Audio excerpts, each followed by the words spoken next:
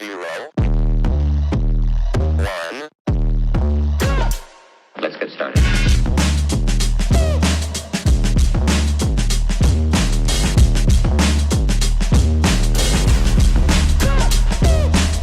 Why they stopping me?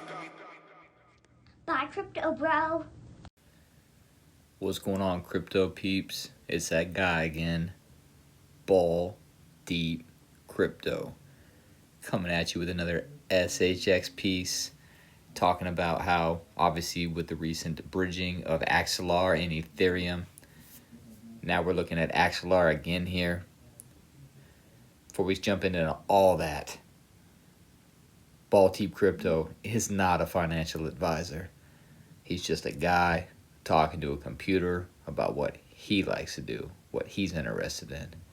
What you do with your money is your choice. This is not financial advice. That being said, let's get into it. All right, as you can see here, we got a post from Axelar Network. Thanks for having us at the @London flagship event, Stablecoin STND. Head of Institutional at Interrope Labs, Bobby O, 2012, moderated the panel. The institutions are here. How financial giants are driving tokenization, yield, and trading on-chain. We pretty much talk about that in every video. You guys know how I feel about how they're Larry Fink. They're going to tokenize every asset in the world. Yada, yada, yada. Anyways, what piqued my interest on this is, who's this down here? Hands together, praying. But they're talking about, feels like Axelar is gearing up to launch Solana soon. 2 versions, 3 talented teams, all building full speed ahead per Loki. Shout out to Loki. Sean Bennett. Now, what does that mean? We got Stronghold looking at other things. We obviously know that they can be a bridge to many things. Axelar gives them connectivity. They want to be the bridging asset. IBM, Ethereum, Ripple, XRLP, XRPL. We've got beautiful things. That's why I really love Sean Bennett. I really love SHX. But I wanted to maybe see how potentially Solana fits in. Because usually when Sean Bennett drops something, there's usually a subtleness to it and a little bit behind whatever he's doing. The guy doesn't tweet that much. So let's dive a little bit deeper. Now, obviously, we went over here to Grok. We looked at it. What does Stronghold do? Obviously, Stronghold is a payments platform built primarily on the Stellar network. Shout out to Stellar. Love them. Where SHX is its native token for facilitating transactions, liquidity provision, and ecosystem incentives. It has recently announced, like we just talked about, a collaboration with Axelar and to enable bridging of SHX between Stellar and Ethereum. Now, this uses Axelar's inoperability. We love that word. Protocol for secure, decentralized cross-chain transfers. Inoperability, people, they want all the chains to connect. This is what they want. That's what Stronghold can do. Stronghold is slept on, in my opinion. It does a lot of things. It is inoperable. It's not tied to any one thing. It's kind of a chameleon, in my opinion. Now, it uses, obviously, decentralized cross-chains, maintaining a one-to-one token supply across the chains. This setup allows SHX holders to move assets seamlessly, upgraded legacy ERC-20 versions on Ethereum, and tap into each other's chain strength. Stellar for its low cost, fast payments, and Ethereum for its broader DeFi and smart contract ecosystems. They're going to use Soroban, people. Soroban, Protocol 23, Protocol 24, which is going to be the ZK, the zero knowledge, the ghost. So institutions can move protected without having their information out there. Now, regarding Solana, there's no announced direct collaboration involving Stronghold SHX and Solana at this time, but that doesn't mean that something's not happening. Now, however, Axelar does support Solana as part of its network of over 60 interconnected blockchains, obviously. Solana, Stellar, Ripple, XRP. I think Ripple still plays a part in this. I think this is all going to be part of it. You got Japan, you got Korea, Strongholds trying to be everywhere. Enabling general messaging passages, token transfers, and data routing without custom bridges. This creates potential for an extension of the Stronghold Axelar partnership to include Solana bridging. Now, a hypothetical collaboration could involve expanding the SHX bridge via Axelar to Solana, similar to the Stellar Ethereum setup. This would leverage Axelar's general messaging passing and its amplifier protocol for secure, permissionless connections. Axelar already facilitates integrations between Stellar, Stronghold's home base, and Solana, as seen in broader ecosystem efforts like cross-border payment pilots and RWA tokenization. We do love ourselves some tokenized assets. Involving those chains alongside with others like the R3 Corda. We love R3 Corda. They're with that's what the DTC is going to run on. So the DTCC, potentially XDC as well. Love XDC. Stronghold could bridge SHX to Solana to create a multi-chain presence, allowing atomic swaps or wrapped versions of SHX on Solana while preserving total supply integrity. Now, obviously, what is it for?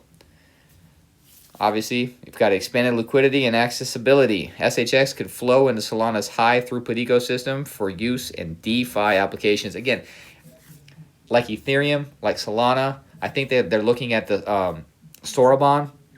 They're looking at Stellar. And I really, like I said, coming for that ass. I just think that 5,000 TPS, how fast they can do it, and how much DeFi is already on Solana and Ethereum. I think they can run it through, obviously, this bridge and run it through Soroban, which is technically Stellar as well. It's Stellar-based, and they can do it cheaper that way. Faster, cheaper. It's a guess, right? That's what I think is happening. Obviously, you've got lending dexes like Jupiter or Iridium, gaming or NFTs, where Solana's sub-second finality and low fees complement Stellar's focus on fiat, on-off ramps, and regulated payments. Now you've got institutional retail payments. Obviously, we know Stronghold's emphasis on bridging legacy banking, the ACH, Nacha integrations, their preferred partner. We love that about that. With Web3 could extend the Solana's strengths and real-time settlements. For example, it might enable tokenized assets or stablecoins backed by SHX to move across chains for cross-border remittances, B2B payments, or RWA platforms, aligning with ongoing pilots like those involving Visa on Solana or MoneyGram on Stellar. Ooh, I'd love to hear that. Look at bridging, remittances, bank-to-bank, RWA. People, this is a beautiful thing. This is a beautiful potential. Who knows? Again, speculation, but usually when Sean is dropping things, potentially could be that. I could be way off on this. It's a guess, right, people? Not financial advice.